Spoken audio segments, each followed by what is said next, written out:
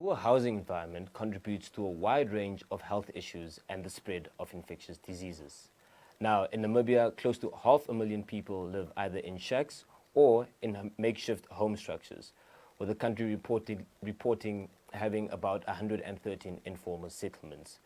So, by virtue of addressing housing issues, we are addressing public health issues. My name is Colin Namene, and I'm your host on today's episode of Heartbeat. Joining me via Zoom from New Jersey, the United States of America, to discuss housing and its effects on public health is clinical surveillance specialist Ndeshi Conteh. Welcome, viewers, and welcome, Ndeshi. Thank you so much for having me. Now, to get right into it, Ndeshi, some people will find that public health and housing sort of have absolutely nothing to do with each other. In my introduction, I briefly touched on their connection. So can you perhaps just in detail explain to us how housing is related to public health? All right, thank you so much. As a matter of fact, there is even scientific evidence that supports that there is a correlation between housing and health. And evidence has actually outlined 4 main pathways of this relationship, of connecting housing and health. And the number 1 pathway is stability. And very shortly, I'll just take you briefly through each component or through each pathway. Okay. Stability is number 1. Quality and safety is number 2. We've got affordability as well as neighborhood. So these components of housing are interacted or are connected to the issue of health outcomes. So starting with stability, for example, this pathway is actually around the issue of homelessness or instability with housing that has a detrimental effect on people. Research data does show us that there are high mortality rates and morbidity rates, related to people who are homeless, meaning that homeless people are likely to suffer from mental health issues, from malnutrition issues. They are likely to seek hospitalization much more than people that have got stable homes. And definitely homelessness or inadequate housing does affect behavioral problems in young people. Right. And it does impact development of young people as well. Also with stability, and again, when we say stability, we mean that the ability of a person to have a place that they call home, like they don't have a place to rent this time, tomorrow they're in the street, or, they are moving from household to household. That really causes a lot of instability that does have impact on a person's well-being, both physical and emotional. And the issue with stability also does predispose issues such as teenage pregnancy, for example, increased drug use, increased rates of depression. So there is a direct link with housing stability and health outcomes. Moving on to quality and safety, which is the second component that I've outlined, that research, and I'll be making reference to research because I'm a public health researcher. Sure. I argue my points or my thoughts based on facts, on what studies have found in populations. So the issue of quality and safety, which is another pathway that links housing issues to health, is again emphasizing on some issues around substandard housing. For example, a person can have some sort of shelter, but if they've got limited access or no access to clean water, to good ventilation, if there is infestation of pests, there is all these things can have detrimental effects on poorer outcomes. And we know that especially with infectious disease, sanitation and sewage management is so important. Yeah. Also, we know that with substandard housing, the data also shows us that there is increased rates of respiratory diseases among populations that are living in substandard housing or have no home. Therefore, definitely I'll agree that there is a direct link between the issues of housing as well as health outcomes. The third pathway that connects housing issues to health is the issue of affordability. And I know that in Namibia, there's been great debates and big conversations revolving around how expensive land is, how expensive it is to rent, how expensive it is to even afford a home, for a person to a normal middle-class person to afford a home. Yeah. And that does impact health because an increased cost of housing forces individuals to cut down on other issues that could uplift their health. For example, if rent is so expensive or buying a house is expensive, a person is forced to choose between either owning a decent home or even having money for food. We know that food is also one of the contributors of health outcomes. So you've got a person who's, let's say, 30% or 40% of their salary goes to rent a loan or mortgage or whatever. That means they will compromise, for example, on the budget, or they will have to cut down on the budget for food, on the budget for education, investment in education, access to healthcare, whether it's through medical aid or government hospitals. Yes, government hospitals are almost free. There's a minimal fee, but we know that there are some services that you need to pay for. Like if you need specialized services that the government cannot provide, you will need resources to get access to that. So what do we find? A lot of people will choose would rather bear the burden of having either a good home and have poor health, or they'll invest in maybe better health and have instability, and then the cycle starts again from where I started. And then the fourth thing, which is the last pathway that data or research, empirical evidence has linked housing to health, is that, the neighborhood that you stay also plays a critical role in your health outcome. For example, if you live in a neighborhood that is constructed near a highway where there is a whole lot of traffic movement of cars, that can have a direct impact on your health because a lot of respiratory diseases actually are acquired as well through car emissions. Noise pollution is also an issue, and that does impact a person's health. Just like on the other side, in the contrast, if you are also in a neighborhood, whether you are homeless or you've got informal substandard housing, in a neighborhood where you don't have availability or access to roads, okay? How do you get to work? Even if you have a job, but you must still walk 3-4 hours every morning to get to work because there's no public transport or it's not safe. It makes it difficult for even people to earn a living to be able to improve their health outcomes. Definitely. Sorry to cut you there. Sorry to cut you there. I find your last element quite interesting, the element of neighborhood, right? Just in a Namibian context, are housing areas, like suburbs and locations, sort of well positioned to promote good health? You mentioned that if you live next to a highway now, obviously there are fumes and the emissions that might be they might have a negative impact to your health. So I know, for instance, in Katutura, just opposite the Northern Industrial Area, there is a whole residence, there's Shandubala, there's Donkoruk, there are other sort of neighborhoods in there.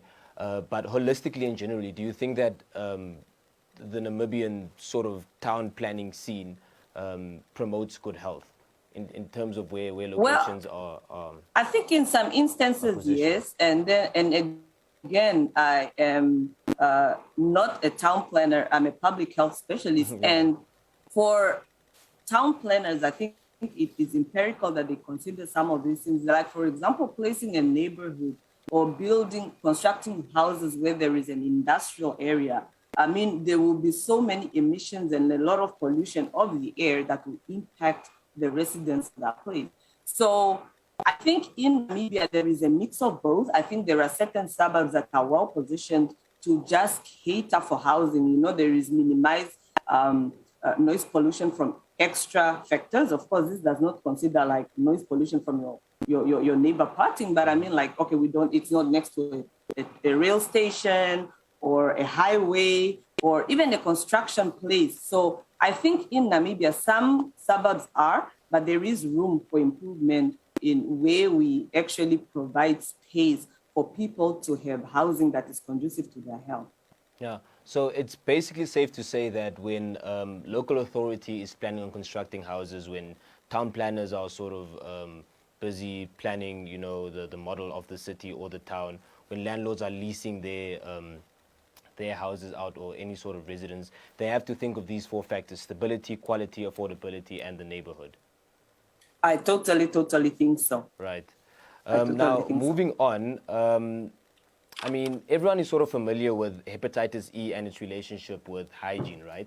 There is Ebola and obviously now COVID-19 that also sort of has a love and hate relationship with hygiene as well. So taking that into consideration, does one's living conditions determine how prone one is to diseases like COVID-19, Ebola, Yeah. hepatitis E, and all of that? Yes, absolutely. And I'll just take it to the latest kid on the block, COVID-19. You know, it is, you know, COVID-19 is made worse, and that's what made worse when we live into close proximity with one another. That's why practicing social distancing has been a key message in trying to mitigate the spread of COVID-19. So when you've got a population that has to overcrowd, right? Because they just don't have the resources, the means, or it's again affordability issues. Yeah.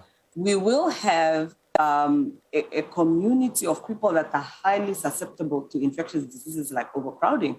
Look at sanitation issues. Again, informal settlements where people have limited or no access to water, or they have to walk longer distances or even need resources that they don't have to access things like water for hand washing, you know, does definitely increase their rate or their risk of acquiring infectious diseases such as COVID. So definitely housing does play a key role in either mitigating or actually fueling the spread of infectious diseases such as COVID. Right.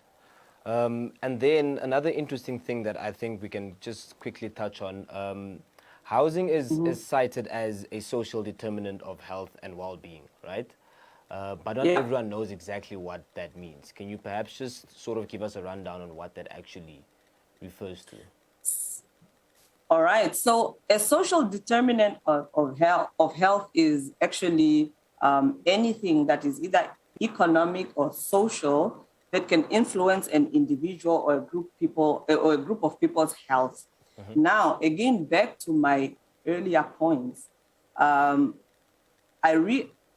emphasized on the issue of housing as a social determinant of health because your stability, the fact that you are able to have a stable home or you are homeless makes you much more at risk of having poorer outcomes. We know that, for example, homelessness, people that don't have homes, they are exposed to harsh temperatures. When it's hot, they're out there. When it's cold, it's out there. How does temperature affect health? It does. Cold temperatures, for example, can make a person can make a person be vulnerable to developing conditions such as pneumonia. Right. Pneumonia is not a condition that you treat at home. It's a condition that you need to go to the hospital for, get medication, and you know, for it to get better, right? And this also places, again, a huge burden on the health sector. You know, an issue such as housing does place a huge burden on the health sector. Homelessness, again, and even instability in housing causes mental problems. Yeah. You and I know that when you've got rent that is due and you don't have the money, you cannot tell me you're in the right state of mind. So we've got a population that is suffering from depression and mental health issues because they are worried about how they should even provide shelter for their children. Now, again, the type of housing. So should you have any form of shelter, if it is substandard, it affects, again, your ability, for example, to properly prepare clean food, store and prepare clean food. If you've got children, we know that if a home has issues with cleanliness, sanitation, we've got a lot of diarrheal diseases among this population. Tuberculosis is one of the diseases that the Namibian government has worked very hard to fight against. Yeah. But proper housing does improve a person's ability or reduce the risk of getting a disease like tuberculosis, because then if you have a home that doesn't even have windows, my goodness, germs and bacteria are going to thrive. So things like sunlight, access to sunlight. So even as people are building houses, it's important for them to consider things like windows to the house, because they play a role in keeping a person safe. So that is how, housing is a determinant of health. Quite interesting. Now, you mentioned mental health, right? And obviously, mental health is, under the umbrella of public health or health in general. Yeah.